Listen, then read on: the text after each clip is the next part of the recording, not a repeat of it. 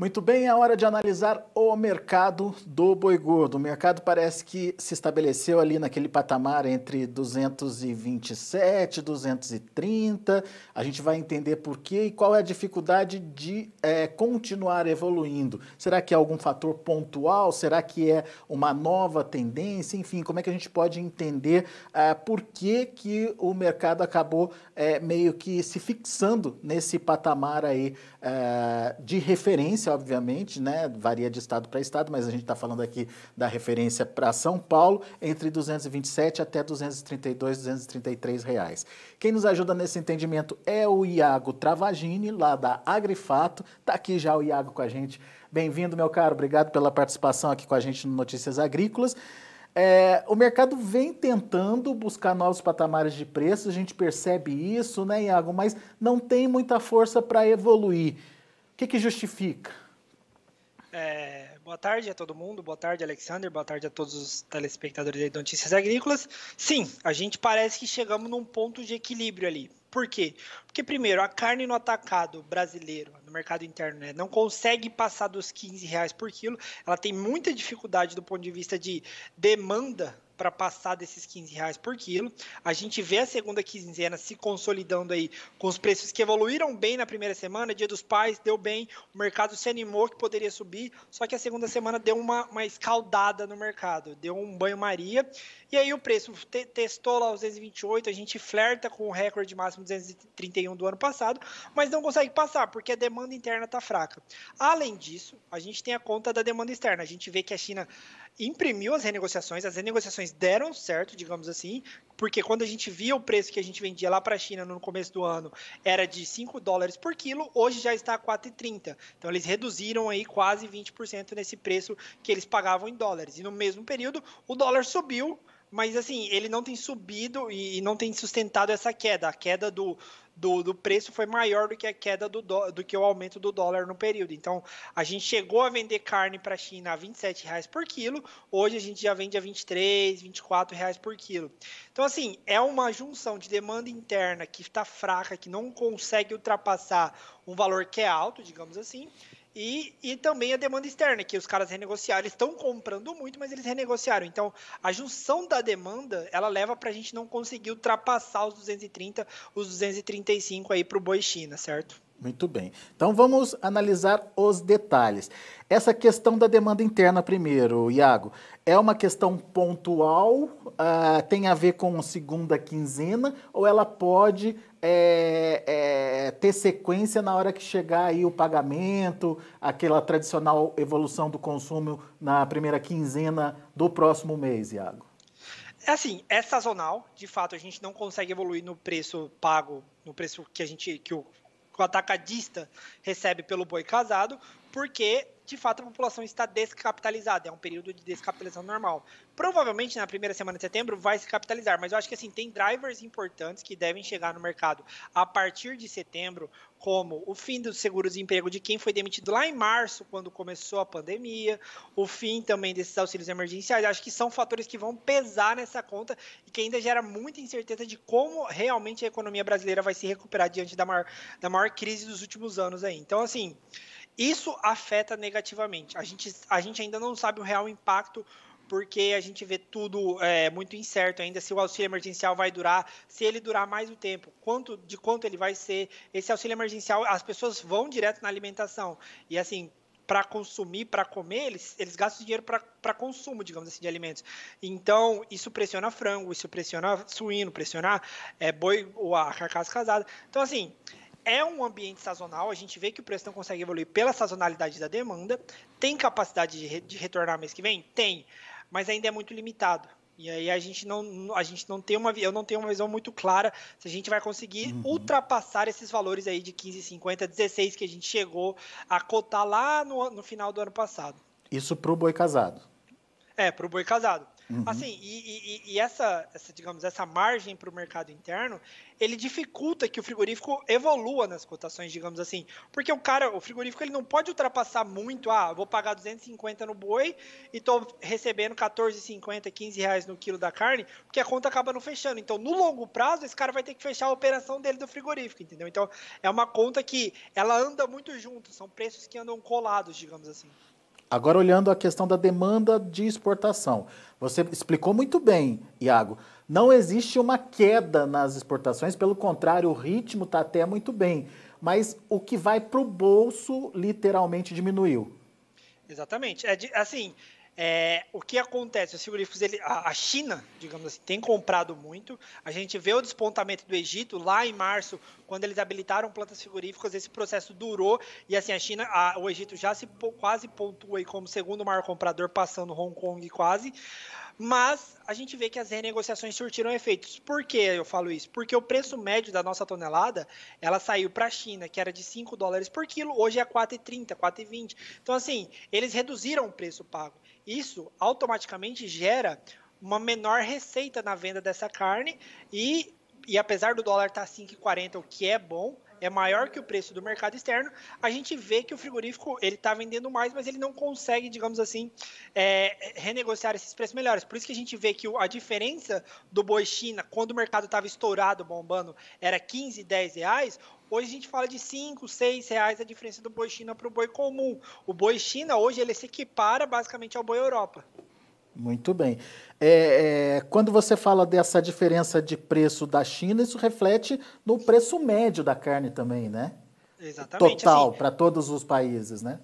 sim, porque o que acontece? Como a China leva 50% da formação do nosso preço médio depende do quanto a China paga. Então, se a China pagava $5.000 por tonelada e o nosso preço médio era 4.500 lá em janeiro de 2020, hoje a China paga 4.300 e o nosso preço médio é $4.000. A gente tem escoado muita carne, a China tem comprado muito, outros compradores têm surgido, mas ainda assim com preços menores. A gente renegociou esses preços para exportação, até porque o dólar ajuda, o dólar a 5,50 é muito bom assim para essas vendas, mas assim não acompanhou, digamos assim, a queda que a gente teve no preço médio, não acompanhou, a alta do dólar não foi suficiente para, digamos assim, estabilizar os preços em reais, entendeu?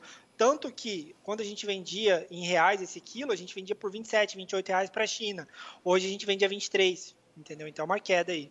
Então, do ponto da demanda, tem aí os seus limitadores, tanto relacionado à demanda interna, quanto relacionada à demanda de exportação. E do ponto da oferta? Ainda temos uma oferta muito justa, mas esse cenário pode mudar, Iago?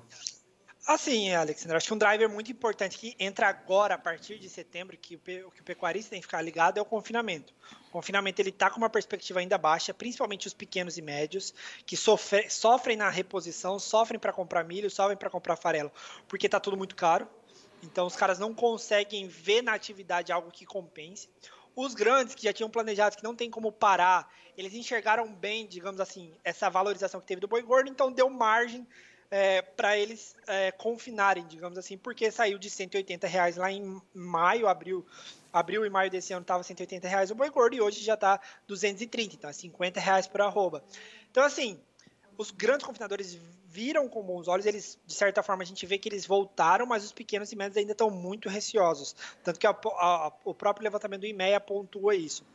Eu, particularmente, acho que esse é um driver muito importante. A gente tem essa questão climática aí, que a gente vê uma frente fria chegando, isso pode sufocar a capacidade já baixa de suporte das pastagens brasileiras, geada, queimada, então é um evento climático que está desfavorecendo. Isso pode provocar, querendo ou não, uma fraqueza maior nas pastagens, né? Então, assim, é um driver muito importante. A oferta ela vai continuar restrita. A chegada do confinamento dá um alívio, digamos assim, mas a oferta continua restrita. A reposição está muito cara, o bezerro está valorizado, então o cara que cria não está querendo vender a vaca, a vaca, principalmente nem a novilha, então ele continua nessa, digamos assim, nessa retenção, e a que a gente enxerga que vai durar até 2021, assim, meados de 2021, essa retenção vai durar. Bom, então, pelo que eu estou entendendo, pode ter uma mudança de patamar na oferta, sendo por uma questão pontual e imediata, que seria relacionada aí ao clima desfavorável, ou seja, quando de fato a gente tiver um restinho de pastagem queimado aí pela geada ou comprometido pelas queimadas que estão acontecendo lá no Pantanal, lá enfim, no Mato Grosso, isso pode de alguma forma provocar uma concentração de oferta, certo? Mesmo que seja pouca, pequena, enfim, é um nível acima do que a gente vê hoje em relação à oferta. E assim, entra bem no momento que a gente tem uma demanda interna de final de mês, né? Que é uma demanda mais fragilizada. Uhum. Então, poderia pressionar, certo? A capacidade de suporte mingua, o cara tem que vender, porque senão o boi vai perder peso. Então ele acaba vendendo. Isso gera, digamos assim, um hiato produtivo, porque o cara vai vender agora esse boi que era programado para ir daqui 2 semanas, daqui 2 semanas esse boi na hora que era para entrar não entra, entendeu? Uhum. Então isso gera um vácuo agora, uma cheia agora, digamos assim, mas gera um vácuo lá no futuro. Lá na frente. Exatamente. Então assim, é uma coisa a ficar atenta, talvez não gere um impacto tão grande, a gente não espera um impacto tão grande, mas tem que ver como é que vai ser, né? Porque o clima tá meio doido aí chegando aqui, Cuiabá 10 graus nessa época é meio absurdo, né? Pois é. Mas, assim, esse impacto a gente vai ter que medir quando chegar mesmo. Então, é um driver, é importante. Eu acho que a gente está caminhando aí para um 2020 que preços vão continuar firmes. Eu não vejo, sinceramente, o preço do boi com fraqueza abaixo de 225 ainda nesse restante de ano. Mas a gente tem que observar se ele vai ter força para subir mais, porque ele subiu muito, talvez ele não tenha a mesma força para subir ainda mais.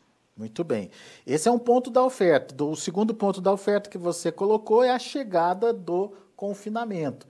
Mesmo que seja menor, né, Iago, o fato de ter esse animal disponível já muda um pouquinho, pelo menos psicologicamente, o mercado, não? Exatamente. Querendo ou não, é uma oferta que chega, uma oferta já programada, digamos assim, para chegar.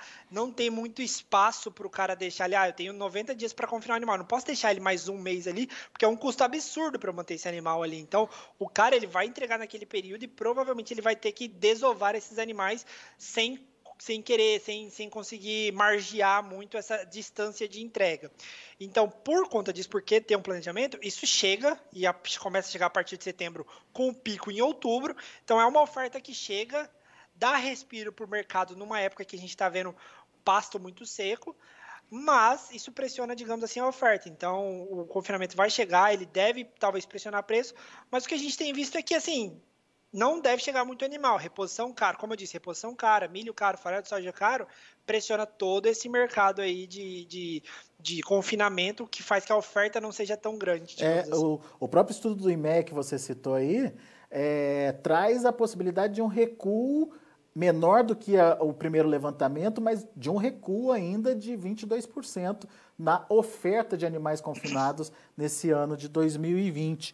E tem um porém ali no estudo, que é muito importante da gente frisar também, que é o fato de, apesar da intenção de confinamento ter melhorado em relação ao primeiro levantamento, não é todo mundo que está pronto para esse confinamento. Falta comprar animal e falta ainda uma pequena parte, mas ainda falta comprar a dieta, no caso o milho, né? Exatamente. Então pode ser que esses 22% acabem aumentando aí em relação ao ano passado. Exatamente, Alexandre. Eu acho que assim, a gente vê que de fato tem essa pressão muito grande, principalmente da reposição, o cara tá comprando um boi magro muito caro, então isso pressiona aí também oferta, pressiona o preço, o custo de manter esse animal no confinamento. Muito bem. Agora, nesse balanço, Iago, a gente pode ver os preços da arroba recuarem? Assim, eu acho que talvez a gente veja bem sazonalmente no final de outubro, com um pouco mais de fraqueza da demanda interna, mas assim, particularmente eu acho que o preço mantém firme, assim, por conta de todo esse desenho de demanda externa ainda enxugando muita carne do bovina, a reabertura dos comércios, o país em si clama por essa volta do comércio. Eu acho que eu vejo muito isso na população querendo sair de casa, querendo consumir, uma demanda reprimida muito grande. Então, por conta disso, eu acho que o boi gordo, a carcaça, o boi casado, né, ele sustenta o patamar de R$15 e, consequentemente, a oferta que não é grande, ela não deixa o boi cair. Então eu vejo um cenário de muita firmeza para o boi gordo até o final de 2020. Muito bem. Tá aí, então, o Iago Travagini trazendo para a gente análises das possibilidades aí do mercado, principalmente em relação à cotação da arroba do boi. As demandas têm seus pontos fracos também, que estão sendo analisadas nesse momento. A oferta também tem seu ponto fraco de pressão, de possibilidade de pressão nas negociações, mas de uma forma geral não deve haver aí uma queda substancial dos preços, mas mais ajustes pontuais em relação àqueles momentos em que a oferta melhora ou em relação àquele momento que a demanda melhora ou piora, dependendo da demanda que a gente está analisando. É isso, né, Iago? O mercado vai mais ajustar do que despencar ou explodir, né? Assim, considerando o ceteris paribus, né, que a gente diz quando tudo se mantém parecido ou igual que a gente está vendo hoje. É a fotografia de hoje, né? Isso é importante você citar. Exatamente. Porque se amanhã acontece alguma coisa nova aí, é outra análise que precisa ser feita. Exatamente. A gente nunca sabe quando vai surgir uma nova carne fraca ou qualquer desses eventos anormais, esses cisnes negros que a gente diz, né? Mas assim, eu acho que a gente está chegando num momento muito bom para quem quer travar preço, para quem quer margear a operação, fazer uma... não, eu tô com uma margem de 20% a 30% ao ano, eu acho que é um bom momento. Eu, particularmente, vejo que é um bom momento de você, do lado vendedor, estar começando a pensar nessas opções, nessas puts, nessas opções de venda aí, justamente porque a gente está entrando num ciclo de menos aceleração de preço. E olhando o mercado futuro aqui, o boi gordo para outubro e novembro já está alcançando preços interessantes, né? Teve uma barrigada aí nas últimas semanas, mas parece que está retomando aí o movimento de alta. Outubro, por exemplo, 227,65 agora, novembro 229,50. Ou seja, já são preços que voltam a ficar atrativos aí para quem quer confinar, né? Exatamente. O mercado ele deu uma barrigada, digamos assim, por conta de testes. Eu via muito disso, assim, o mercado ficou com medo se ia vingar ou não os preços acima de 225, e agora o físico respondendo aí com 227, 228, o mercado futuro responde a esse preço, digamos assim, né? Então, ele viu que deu sustentação, testou 220 há uns 15 dias atrás e agora voltou de vez, e assim, é forte, é um preço firme, a gente vê que deu firmeza mesmo no preço. Legal. Iago, obrigado pela participação mais uma vez. Volte sempre, amigo. Valeu, obrigado, Alexandre, pelo convite. Obrigado a todo mundo aí do Notícias Agrícolas. Valeu, abraço para você. Valeu. Iago Travagini, Agrifato, portanto, analisando os cenários e como o Iago bem colocou, é o retrato do momento que leva a crer as análises que a gente trouxe para vocês. De uma perda de força na escalada de alta em função de fatores de demanda e também fatores de oferta, mas também sem muito peso aí para uma queda muito brusca das cotações. O mercado deve ficar aí sustentado nos atuais patamares, como referência São Paulo, entre 227 a 230, 232 aí, no caso do boi China. Vamos aos preços, então, vamos ver no mercado futuro quais são as sinalizações. De olho na tela, você acompanha comigo o mercado subindo, setembro, R$ 228,20, alta de 0,75%, outubro, R$ 227,65, alta de 0,69%, novembro, R$ 229,50, subindo 0,68%, e o dezembro, R$ 229,00, alta de 0,44%. O indicador CPE fechou ontem com queda de 0,53% a R$ 226,20, meio que seguiu o mercado ontem, que estava um pouco menos animado que hoje. Vamos ver como o indicador encerra o dia a partir das negociações ocorridas no dia de hoje. A gente vai ficando por aqui, agradeço muito a sua atenção, a sua audiência. Na sequência tem João Batista Olive com Tempo e Dinheiro. Continue com a gente.